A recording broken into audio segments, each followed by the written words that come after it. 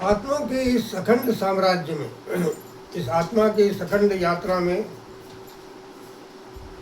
ओम का आलंबन, ओम का आधार स्तंभ, ओम का गुंजन और आत्मा की यात्रा, अंतस्करण की शुद्धि, आचरण शुद्धि और आगे फिर आत्मा। इस यात्रा में जब इस यात्रा, ये आपकी यात्रा जब संपूर्णता पर होगी, तब आप निचोड़ निकालोगे इस यात्रा का, इस अखंड साधना का निचोड़ निकलेगा। वो क्या है? आज आप सबसे यही कह देते हो, हमारे भीतर भगवान है, हमारे भीतर भगवान। जब ये निचोड़ निकलेगा तब आप खुद कहेंगे कि नहीं, हमारे भीतर भगवान नहीं है, हम भगवान के भीतर हैं। सब कुछ भगवान और भगवान के भीतर हम। ये है वो सत्य, परम सत्य है कि हमारे भीतर कोई भगवान नहीं है, हम भगवान के भीतर रहते। ये सारा अस्तित्व जो है परमात्मामय, परमात्मा का ही स्वरूप है वो अस्तित्व। इस अस्तित्व के भीतर सारा ब्रह्मांड, ब्रह्मांड में अस्तित्व नहीं।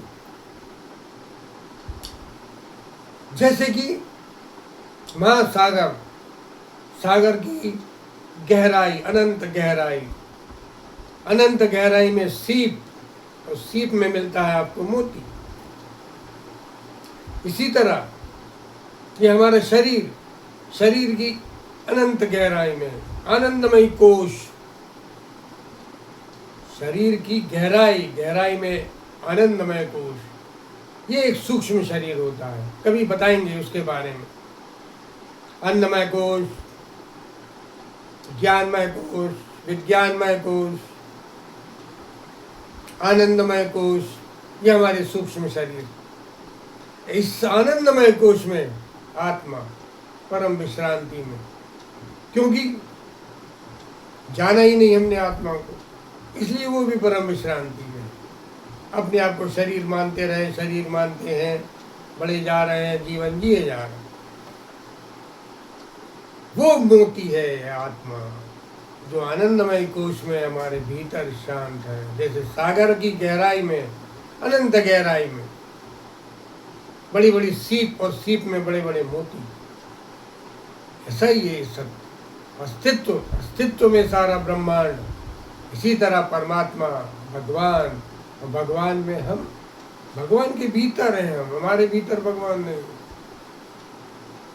हमारे भीतर अगर भगवान होता तो हम पक्का भगवान से ऊपर हो जाते, लेकिन भगवान के भीतर हमें, हम नीचे, भगवान हमारा ऊपर, सर्वोपरि है भगवान, सर्वे सर्वा।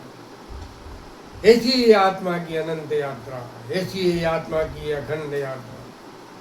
इसी आत्मा को हमें जानना है जो इतना विराट, जो इतना विशाल है, सीमा नहीं है इसकी, इतना विशाल है ये सागर। सागर हमारे लिए एक उदाहरण रहता है, जो चीज़ बहुत ज़्यादा विराट होती है, बहुत ज़्यादा विशाल होती है। या आकाश, जो पूरे समय हमें आकाश दिखता रहता है, इसकी विराटता को हम उदाहरण में ले लेते हैं।